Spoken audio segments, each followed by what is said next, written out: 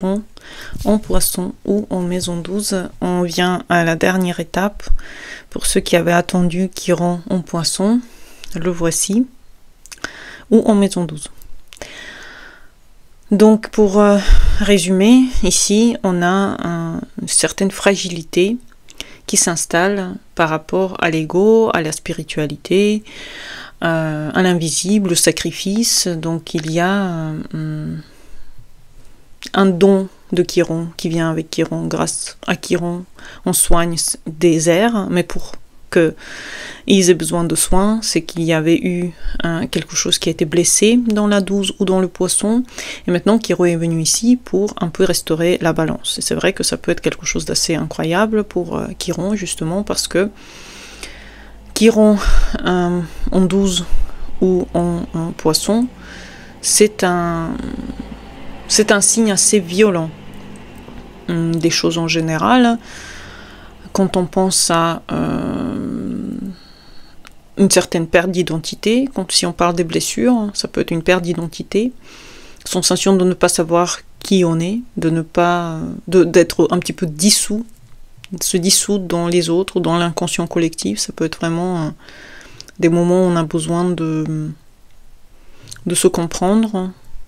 Et on a du mal à se comprendre parce que tout ce qui nous décrit, c'est en lien avec ce qui existe déjà, c'est la télé, c'est la musique. Et on a du mal à trouver notre propre identité dans tout ce chaos.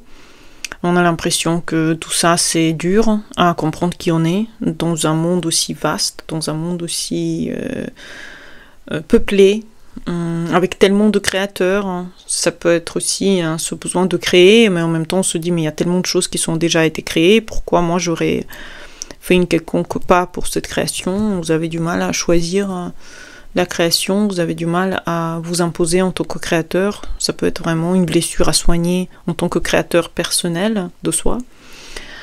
Ça peut être aussi l'impression qu'on vous a oublié, qu'on vous a abandonné, qu'on vous a effacé, une impression de ne pas être visible, de ne pas être vu, d'être oublié de la vie en général, des situations dans la vie. Vous pouvez vous sentir un peu seul parfois, une certaine solitude. Ça peut être vécu comme une errance aussi, intérieure, fuite dans l'imaginaire, solitude intense, fuite dans les jeux vidéo, dans les addictions. Ça peut être des moments où du coup, puisque on ressent ce vide communautaire, ça peut être un besoin de soigner aussi cette communauté. C'est absolument de faire partie d'une communauté dans laquelle on se sent accepté, aimé, etc. Ça peut être aussi une blessure spirituelle, perte de foi, sentiment d'être séparé du Dieu, du divin, de la source, de ne pas mériter en fait le meilleur. Si vous sentez que vous avez une blessure spirituelle, c'est je pense le plus profond des blessures de Chiron Poisson. La blessure par l'art, dans le sens que vous avez du mal à accepter de faire de l'art dans ce monde, ou la blessure spirituelle, c'est-à-dire vous pensez que vous êtes séparés et vous ne faites pas partie d'un tout, d'un grand tout, et ça c'est très très important de le soigner, puisque vous savez qu'on fait partie d'un tout, on n'est pas seul, on est tous interconnectés. Et certaines personnes, ils ont une influence sur l'inconscient collectif. Et vous pouvez aussi avoir cette influence sur l'inconscient collectif, et parce que vous pensez que vous n'avez rien à donner, rien à proposer, vous pouvez vivre cette blessure comme quelque chose de très puissant. Puisque justement vous avez quelque chose à donner, mais on vous a un petit peu effacé cette sensation. Ça peut être aussi des expériences de confusion, des addictions, comme dit, des fuites dans l'illusion pour cacher une douleur qui peut être invisible ou visible, peu importe. Même si vous avez vécu des choses compliquées et maintenant vous essayez de vraiment comprendre qui vous êtes, ça peut être compliqué. Peur aussi de se laisser aller, peur de lâcher le contrôle, d'aller dans le néant, vous pensez que vous allez vous dissoudre dedans. Donc, par exemple, vous pouvez ne pas accepter, vous avez, par exemple, beaucoup de talent, vous avez peur d'aller dans ce talent parce que vous pensez que vous allez être complètement absorbé dedans et du coup, vous essayez d'avoir un certain contrôle sur les situations que vous avez dans votre vie. Comment ça se voit dans la vie physique? Ça peut être la coupure du sensible, c'est-à-dire la rationalisation excessive, ça peut être la froideur apparente aussi, ça peut être des gens qui, justement, parce qu'ils ont cette blessure dans la sensibilité, ils ont du mal à montrer leur sensibilité et leur profondeur. Ça peut être justement une blessure dans le sens qu'on a du mal à montrer le côté sensible et poisson qu'on a à l'intérieur de nous, ce côté justement imaginaire, intuitif, on a du mal à le montrer, on essaye de le cacher, on essaye de ne pas provoquer des émotions, même de soi-même. Ou alors, si c'est pas ce côté-là, ça peut être le contraire totalement, c'est-à-dire se dissoudre totalement dans quelqu'un, alors que ça fait très peur et vraiment il faut éviter d'avoir une telle dissolution dans un autre être. Ça peut être croire à quelque chose de façon très forte, par exemple les sectes. Ça peut être aussi les illusions qu'on a dans la vie, une certaine forme illusoire de vivre, une illusion dans laquelle on pense que c'est la réalité parce qu'on a du mal à accepter que ça peut ne pas l'être. Ça peut être aussi un risque de s'identifier au rôle de victime ou du sauveur, d'être avec quelqu'un qui est difficile à vivre ou quelqu'un qui a des problèmes et vous êtes là pour essayer de sauver quelqu'un. Déjà, comprenez très bien, ça c'est très important à comprendre, si vous n'avez jamais fait de thérapie, que vous ne pouvez pas sauver quelqu'un. Quand on est adulte, soit on veut être sauvé, et on se sauve tout seul, soit on ne peut pas être sauvé. Personne ne peut nous sauver. C'est illusoire que vous pouvez sauver quelqu'un, et il faut comprendre ça vraiment très bien. Si vous essayez d'être avec quelqu'un et vous vous dites, grâce à moi, il va comprendre, je vais lui montrer l'exemple, il va aller mieux, c'est une illusion dans laquelle vous vivez. Vous voulez ça pour lui, pas lui. Vous pensez que ce qui est mieux pour lui, vous essayez de faire le divin pour dire qu'est-ce qui est mieux pour quelqu'un. C'est une illusion, vous pouvez pas. Vous savez pas pourquoi l'âme est venue sur cette terre, pourquoi elle a besoin de cette expérience. Et tant que la personne ne pourra pas choisir pour elle, vous ne pouvez pas choisir pour elle non plus. Vous pouvez pas vouloir le bonheur de quelqu'un si il se noie dans le chagrin. Le chagrin, c'est aussi une forme de véhicule il y a des gens qui vivent constamment dans les sensations mélancoliques. Il y a des gens qui vivent toute leur vie comme des gens qui souffrent. Et cette souffrance, ça peut être quelque chose de très libérateur pour certaines personnes. Donc vous ne pouvez pas effectivement venir et imposer votre magie parfaite pour aider quelqu'un. Ça peut être quelque chose d'illusoire dans lequel vous pouvez tomber. Aussi la victimisation de soi-même, genre c'est pas moi qui a choisi, moi je ne fais que accepter le sort. Ça peut être aussi très compliqué comme rôle.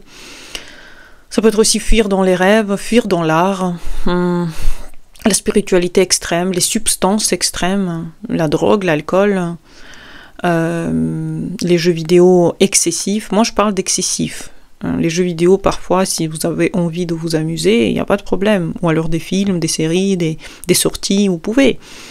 Mais si c'est excessif, si ça devient quelque chose qui impacte votre vie adulte, ça devient excessif. Ça peut être aussi évitement des responsabilités concrètes, ça peut être la peur de retomber dans la douleur intérieure, interne, des choses qui viennent avec les responsabilités. Donc ça peut être un évitement des responsabilités le plus possible, de mettre sur quelqu'un le rôle de celui qui travaille sur quelque chose. Comment guérir ce poisson, cette maison 12? C'est accepter sa sensibilité, c'est une force. Vous pouvez l'utiliser dans les créativités, vous pouvez l'utiliser dans la musique, vous pouvez l'utiliser pour aider les gens dans votre travail. Ça peut être une porte de guérison universelle, puisque Chiron en poisson, si vous voulez, poisson c'est le dernier signe, et c'est le signe qui doit se sauver, se faire le plus possible aider spirituellement parlant, une guérison universelle tout de même. Donc vous avez les clés d'une guérison universelle dans votre Chiron en Poisson maison 12. Vous pouvez vous relier consciemment au sacré, vous pouvez avoir une foi personnelle qui vous soutient, c'est pas la peine de payer quelqu'un pour avoir la foi. Arrêtez de donner de l'argent pour des sectes ou pour des gens qui se croient tout savoir. Vous avez à l'intérieur de vous déjà tout ce qu'il vous faut. Avoir une foi personnelle, avoir quelque chose où vous vous reliez au fait que l'univers il est unique, on est unique avec les autres. D'ailleurs, si vous voulez une vidéo dessus, sur l'unicité du monde, j'adorerais la faire pour vous. Donc n'hésitez pas à me dire en commentaire si ça vous plairait, une vidéo sur le fait qu'on est tous unis et pourquoi. Ça peut être aussi trouver l'équilibre entre compassion et limite. Donc vous êtes compassion, vous avez beaucoup de compassion, c'est bien, mais à quel moment les gens commencent à vous utiliser, à quel moment vous pouvez aider et vous devez arrêter d'aider. Savoir en fait avoir cette limite entre combien vous donnez et combien vous recevez. Parce que si vous avez Chiron dedans, c'est que vous essayez de trop d'aider, ou vous essayez de trop de faire partie de la vie de quelqu'un, alors que ça nuit à la personne. De toute façon, toutes sortes d'aides peut nuire à la personne, nuire à son chemin, si surtout cette aide n'est pas voulue, n'est pas demandée. Donc savoir combien vous donnez, combien vous recevez. Commencez aussi à donner à votre propre vous, à votre intuition, des moments de votre propre créativité, des moments où vous vous reliez avec votre créateur unique à l'intérieur de vous. Parce que tant que vous aidez les autres, vous ne créez pas vous-même non plus. Apprendre à laisser aller.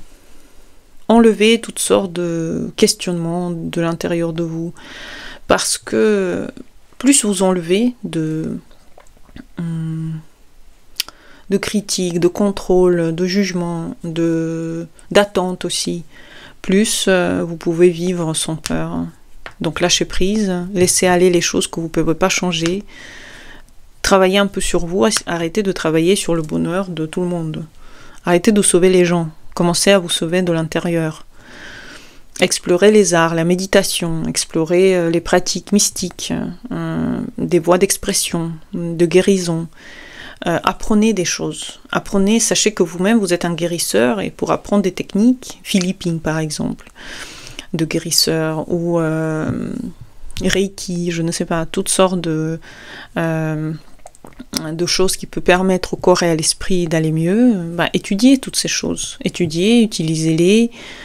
Vous êtes un guérisseur, vous êtes venu pour guérir le poisson, guérir, c'est-à-dire ne pas tomber dans les excès du poisson, mais aller dans le bonheur des poissons. Donc quoi, les poissons sont heureux. Les poissons sont heureux quand ils lâchent prise et quand ils sont eux-mêmes, quand ils arrivent à respirer et à être intuitif dans tout, à faire confiance dans la vie, faire confiance que tout va bien se passer, etc. Devenir un guérisseur invisible aussi pour les autres, par votre présence, votre douceur. Cultivez votre douceur, cultivez l'amour, cultivez la prière, cultivez l'écoute. Cultivez toutes ces choses que le poisson a besoin d'apprendre à faire de nouveau. Si vous avez la Chiron dedans, c'est qu'on peut-être on vous a pas donné la chance de le faire. Peut-être que maintenant, vous pouvez aller dans la rencontre avec vous-même, dans votre propre sensibilité. Vous êtes quelqu'un de très sensible et on en a besoin, des gens comme vous. Donc voilà, j'espère que vous avez aimé cette vidéo. À bientôt pour les nouvelles. En bas, il y a des consultations et des méditations. N'hésitez pas. Bonne journée à vous et au revoir.